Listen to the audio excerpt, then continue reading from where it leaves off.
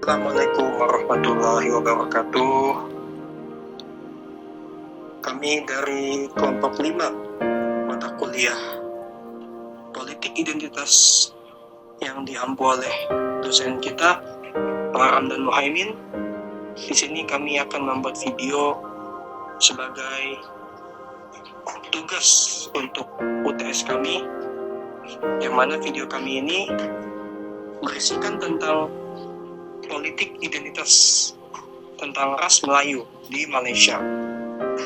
Sebelum kita lebih lanjut,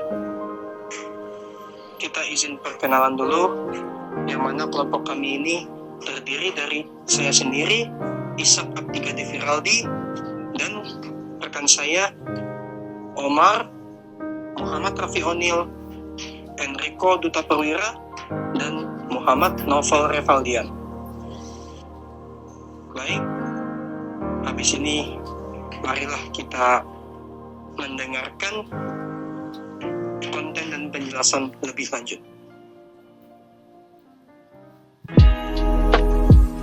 Malaysia adalah salah satu negara di Asia Tenggara yang memiliki komposisi masyarakat yang majemuk, terdiri dari 3 kelompok besar etnis utama di dalamnya, di mana keanekaragaman etnis itu merupakan hasil dari sejarah panjang kolonialisme, migrasi, dan kebijakan sosial. Nah, kira-kira apa saja sih 3 kelompok besar etnis utama yang ada di dalam negara Malaysia?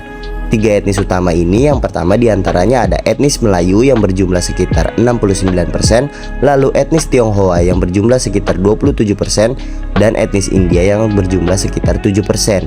Serta sisanya merupakan kelompok pribumi yang tersebar dan sampai sekarang tinggal di Sabah dan Sarawak. Nah, setelah kemerdekaan dari Inggris pada tahun 1957, tantangan besar bagi Malaysia sendiri adalah menciptakan integrasi sosial dan stabilitas politik dalam masyarakat multi etnis tersebut. Namun, sejak awal, negara telah mengadopsi pendekatan yang mengakui perbedaan ras secara formal dalam kebijakan politik dan ekonominya. Kondisi ini memunculkan dinamika politik identitas, yaitu politik yang berfokus pada pengakuan dan pemberdayaan kelompok berdasarkan identitas ras atau etnis tertentu. Dalam kasusnya, politik ini terutama dimonopoli oleh kelompok Melayu karena jumlah dan statusnya sebagai pribumi atau bumi putra yang memperoleh posisi istimewa secara historis. Baik, selanjutnya masuk ke bagian politik identitas Melayu. Nah, jadi pada bagian ini, politik identitas Melayu di Malaysia tidak bisa dilepaskan dari peran besar UMNO atau yang biasa kita sebut itu United Malaysian Nation Organization. Partai yang sejak awal berdiri memperjuangkan hak-hak dan kedudukan istimewa orang Melayu. UMNO ini muncul tahun 1946 sebagai reaksi terhadap Malayan Union yang dianggap mengancam keistimewaan Melayu. Sejak saat itu, UMNO terus membawa narasi bahwa kestabilan negara hanya bisa terwujud jika orang Melayu tetap dominan secara politik.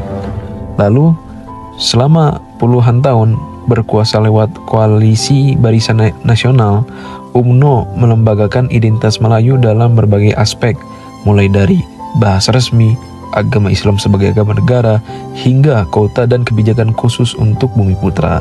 Nah, identitas ini jadi alat penting untuk meraih dukungan, terutama di kalangan pemilih Melayu. Selain itu juga, dari partai politik identitas ini juga diperkuat lewat sekolah, media, dan lembaga agama yang mendukung narasi keistimewaan Melayu. Walau kini mulai muncul partai-partai baru yang mencoba menawarkan politik lintas ras, politik berbasis identitas Melayu, tetap kuat dan terus mempengaruhi arah politik nasional hingga hari ini. Seperti itu. Setelah tragedi kerusuhan rasial 13 Mei 1969, Malaysia menghadapi tekanan besar untuk menjaga kestabilan nasional dan memperbaiki ketidakseimbangan sosial ekonomi antar etnis. Sebagai respon pada tahun 1971, pemerintah memperkenalkan sebuah strategi jangka panjang yang dikenal sebagai kebijakan ekonomi baru atau New Economic Policy, disingkat NEP. Tujuan utama NEP ada 2. Yang pertama, mengurangi kemiskinan secara keseluruhan tanpa memandang ras dengan memperluas peluang ekonomi kepada seluruh rakyat Malaysia. Lalu yang kedua, mengurangi ketidakseimbangan ekonomi antar etnis, khususnya dengan meningkatkan partisipasi ekonomi Bumiputra, yaitu kelompok Melayu dan pribumi lain yang sebelumnya kurang terwakili dalam sektor ekonomi modern.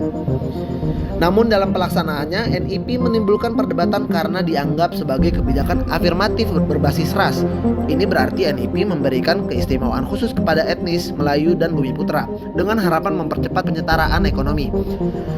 Beberapa bentuk keistimewaan tersebut antara lain yaitu kuota pendidikan, misalnya prioritas penerimaan di universitas negeri. Lalu selanjutnya, kepemilikan bisnis ditetapkan persentase kepemilikan saham minimum oleh Bumiputra dalam perusahaan swasta. Lalu yang terakhir, kontrak pemerintah. Banyak proyek pemerintah diberikan melalui alokasi khusus untuk kontraktor Bumiputra demi meningkatkan peran mereka dalam sektor pembangunan. Meskipun kontroversial, NIP merupakan tonggak penting dalam sejarah kebijakan ekonomi Malaysia.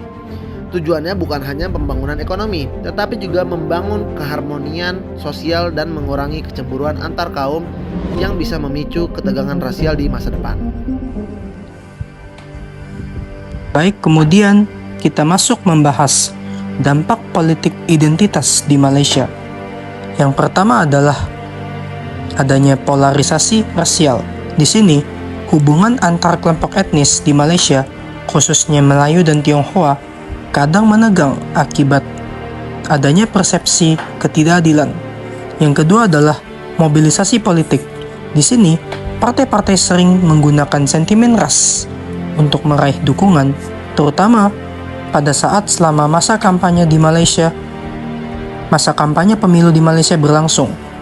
Yang ketiga adalah perdebatan multikulturalisme versus pribumisme. Di sini, adanya ketegangan antara prinsip negara multietnis dan perlindungan istimewa bagi pribumi Melayu. Dan hal itu kerap terjadi di Malaysia. Karena Malaysia sendiri merupakan bangsa yang multietnis dan mayoritas adalah berbangsa Melayu. Yang terakhir, perkembangan terkini, munculnya partai baru seperti Parti Pribumi Bersatu Malaysia atau PPBM dan koalisi seperti Pakatan Harapan mencoba mendobrak dominasi politik rasial, tapi masih menghadapi tantangan yang besar. Isu Islam dan Melayu kini semakin menyatu, menciptakan politik identitas yang tidak hanya berbasis ras, tetapi juga berbasis dalam agama.